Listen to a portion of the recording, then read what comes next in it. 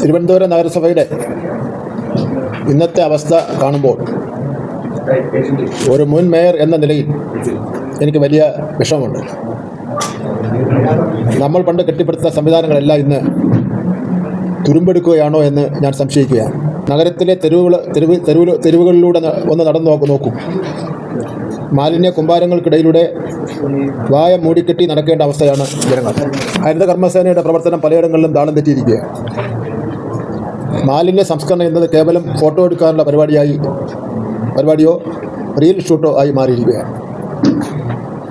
അത് കൃത്യമായ പ്ലാനിങ്ങിലൂടെ ചെയ്യേണ്ട ഒന്നാണ്.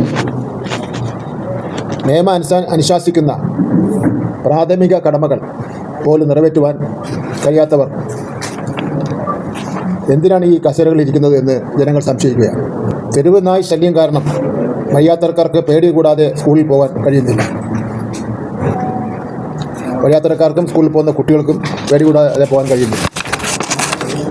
ഇതിന് പരിഹാരം കാണേണ്ടവർ ഫയലുകളിൽ കുരുങ്ങിക്കിടക്കുകയാണ്. രാത്രിയിൽ നഗരം ഇരുട്ടിലാണ്.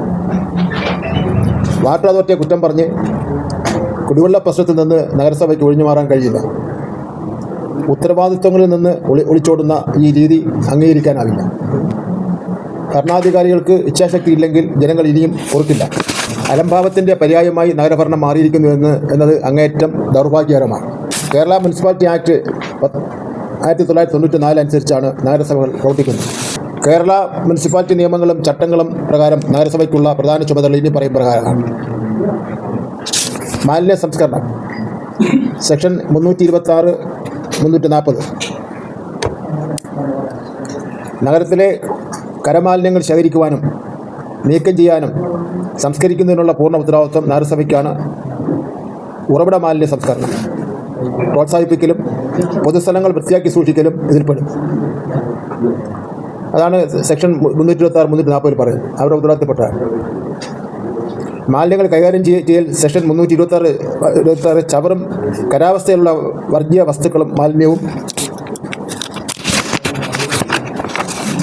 നീക്കം ചെയ്യുന്നതിന് മുനിസിപ്പാലിറ്റി ഏർപ്പാട് ചെയ്യണമെന്ന് ഓരോ മുനിസിപ്പാലിറ്റിയെയും പതിവായി തെരുവുകൾ തൂത്തുവാരുന്നതിനും വൃത്തിയാക്കുന്നതിനും അവിടെ നിന്നും ചവർ നീക്കം ചെയ്യുന്നതിനും സ്വകാര്യ പരിസരങ്ങളിൽ നിന്ന് മാലിന്യങ്ങളും മൃഗശവങ്ങളും ദിവസേന നീക്കം ചെയ്യുന്നതിനും കരാവസ്ഥയിലുള്ള വർഗീയ വസ്തുക്കൾ നീക്കം ചെയ്യുന്നതിനും കുപ്പത്തൊട്ടിയിലും സ്വകാര്യ പരിസരങ്ങളിൽ നിന്ന് ചവർ ദിവസേന നീക്കം ചെയ്യുന്നതിനും മതിയായ ഏർപ്പാടുകൾ ചെയ്യേണ്ടതാണ്. ഇത്രയും നഗരസഭയുടെ ഉത്തരവാദിത്തത്തിൽപ്പെട്ട കാര്യങ്ങളാണ്. സ്വകാര്യ പരിസരങ്ങളിൽ നിന്ന് പോലും മാലിന്യങ്ങൾ നീക്കം ചെയ്യേണ്ടതാണ്.